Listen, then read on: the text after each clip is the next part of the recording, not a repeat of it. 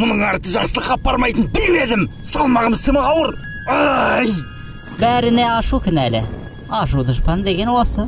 Ашуға тимеңдер. Ашудың отын тұтатқан оңбас. Сонда да салмақ көп. Құлап барамыз. Онда мына қомағайды лақтыру керек. Не өзі тоймайды, не көзі тоймайды. Қайбаттамасын шөл. Ренжіме Қомағай. Мына ғайбаттан сақтану керек.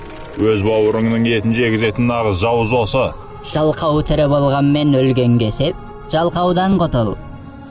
Ойлап тұрсам, екеуіндікі де дұрыс. Сондықтан екеуің де сау болыңдар.